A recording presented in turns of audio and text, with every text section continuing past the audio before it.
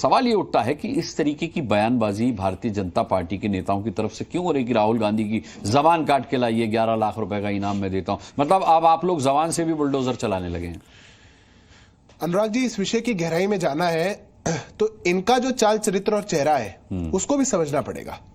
इस देश में हमारे प्रधानमंत्री के लिए कहा गया कि इसकी बोटी बोटी काट दूंगा।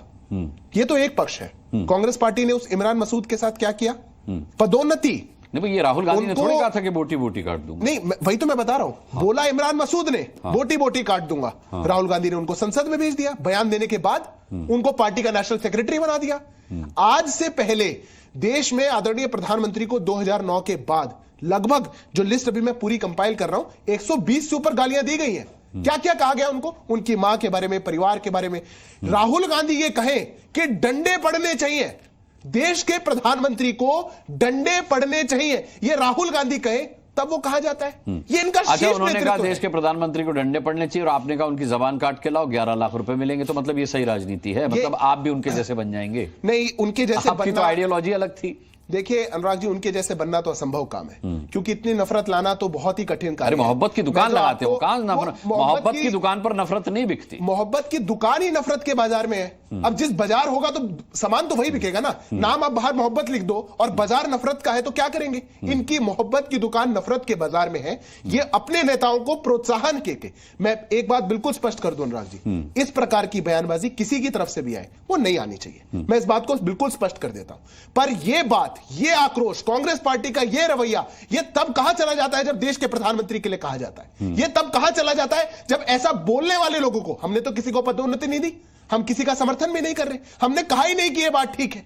पर आप जब उनको पदोन्नति देते हैं, बड़े पदों पे बैठाते हैं, उनको इसका उत्साह, उनका वर्धन करने का काम करते हैं कि वाह क्या बात है, आप प्रधानमंत्री की मां के बारे में ऐसा कह के आए हैं, वो बात को भी ख्याल रखिए, क्योंकि घूमकर तो आप पे आएंगे। ये रहे पहली बात।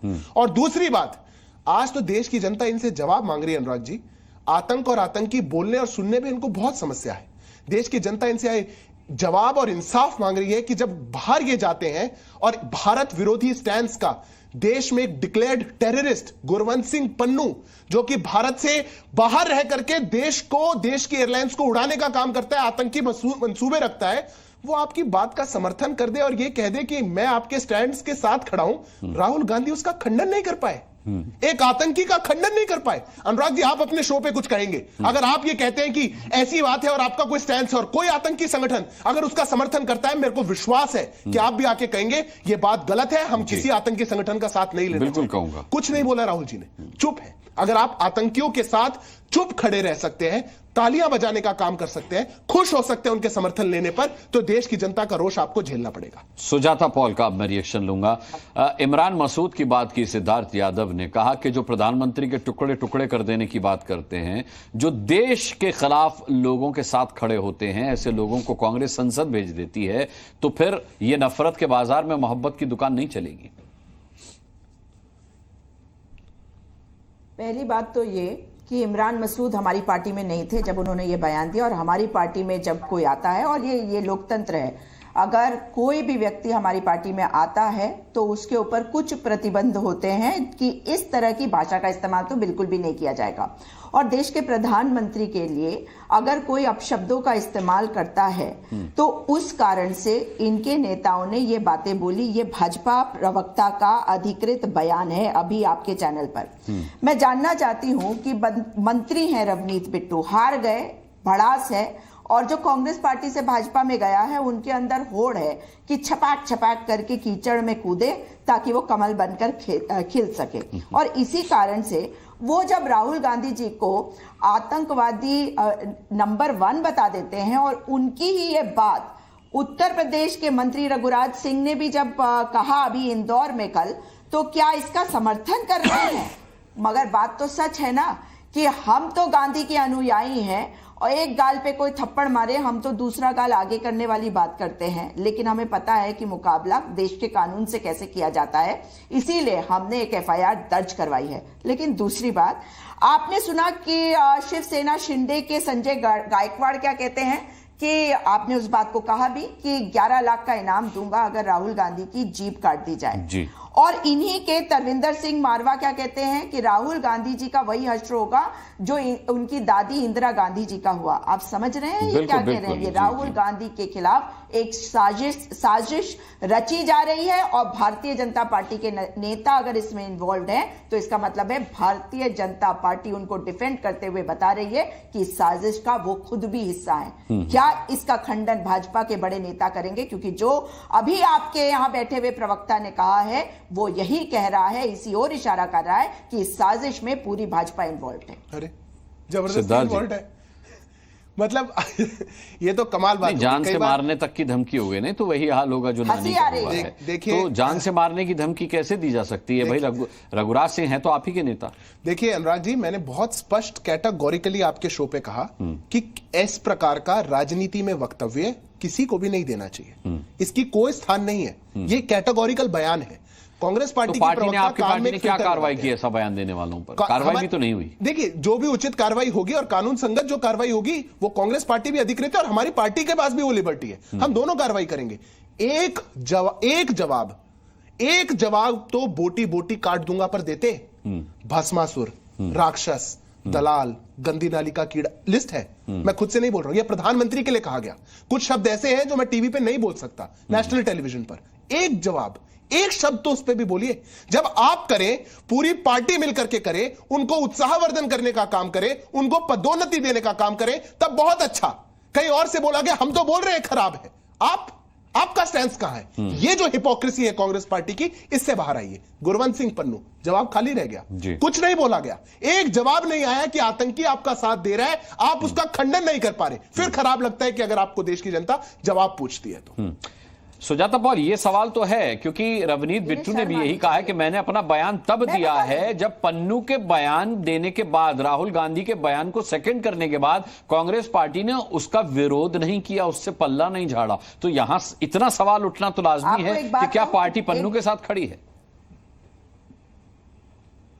एक बात मैं आपको बिल्कुल साफ कर देती हूं कि भारतीय जनता पार्टी किसी भी तरह का नैरेटिव करे, पन्नू पन्नू पन्नू करके उसी को हमारे देश में एक प्लेटफॉर्म दे रही है। हम पन्नू का समर्थन नहीं करते, कैटेगोरिकली मैं यहां पे कह रही हूं। पन्नू को इतना प्लेटफॉर्म मत दीजिए, मैं उसका नाम नहीं लेना चाहती हूं और वो देश विरोधी है। ये मेरा स्टैंड है और मैं आपके सामने रख रही हूं अपनी पार्टी का स्टैंड। उसको अगर आप अपने कार्यक्रम में उसका नाम लेंगे तो यानी कि आप उसको एक प्लेटफॉर्म दे रहे हैं। कृपया ये ना करें जी न्यूज, मेरा आपसे निवेदन है। इसी से मेरा स्टैंड उसके खिलाफ बिल्कुल क्लियर हो जाता है। मैंने अभी इमरान मसूद के बारे में क्या कहा कि मेरी पार्टी के बाहर रहकर अगर किसी ने कुछ कहा है तो उसकी मैं कड़ी निंदा करती हूं, भर्त्सना करती हूं। लेकिन देश में लोकतंत्र है और आज, हाँ, अगर आज वो मेरी पार्टी में आते हैं तो मैं उनसे ये उम्मीद भी करूंगी कि वो बिल्कुल कोई गलत काम ना करे। नहीं, आप चेक कर लीजिएगा, मैं पूरा चेक करके आपको बता रही हूं। अरे ऐसे बयान वाले को नेशनल सेक्रेटरी और राज्यसभा, उनकी इस बात का किसी ने समर्थन किया। दूसरी बात,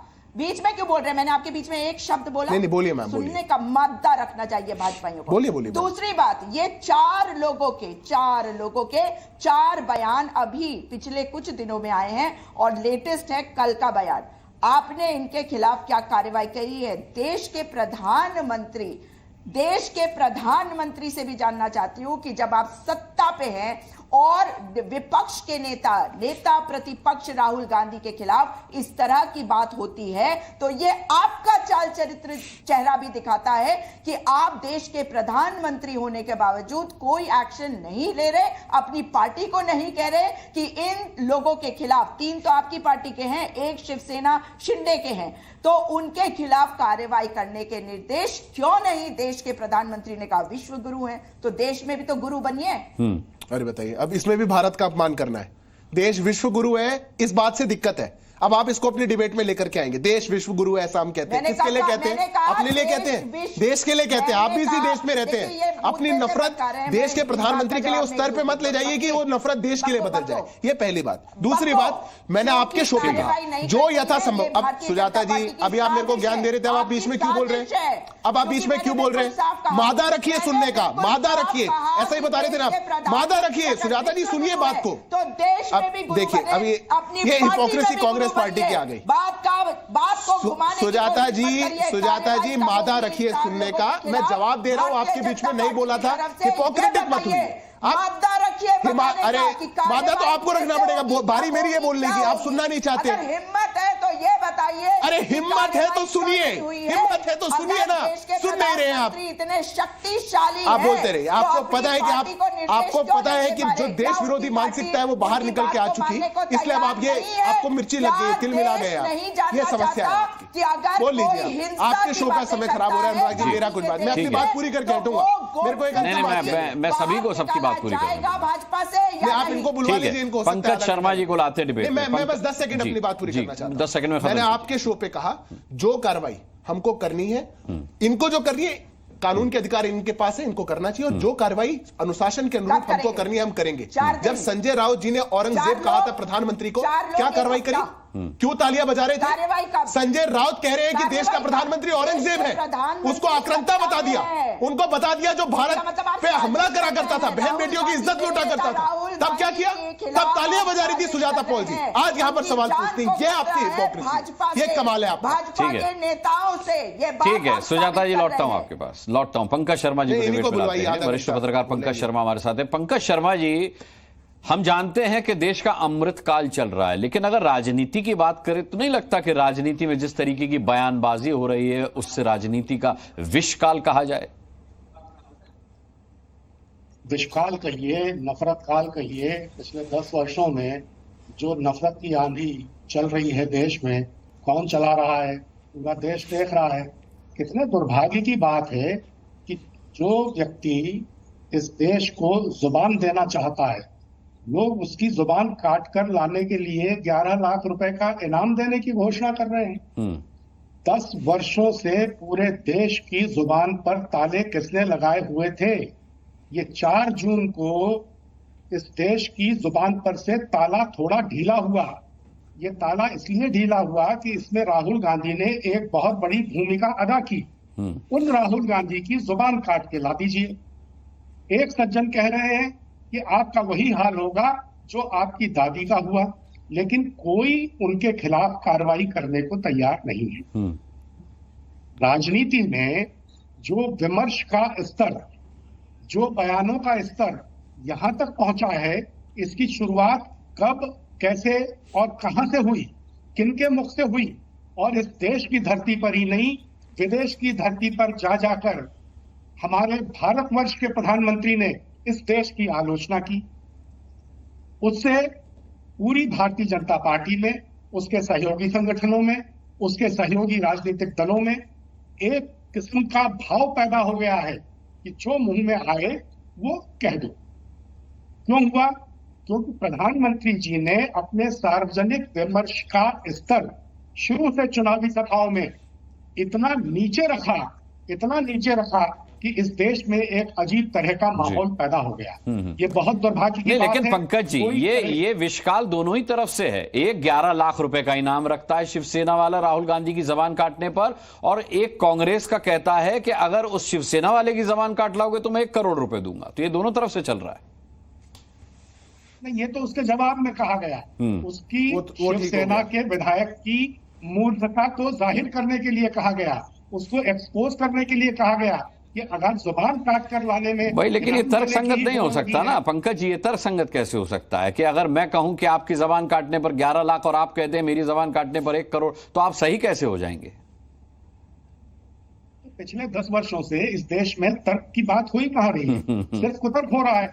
और जब कुतर्क सत्तासीन लोग करने लगेंगे तो यही माहौल पैदा होगा। इस माहौल को बदलने की जरूरत है, और इसकी सबसे बड़ी जिम्मेदारी उन लोगों पर है जो सत्ता में बैठे हैं।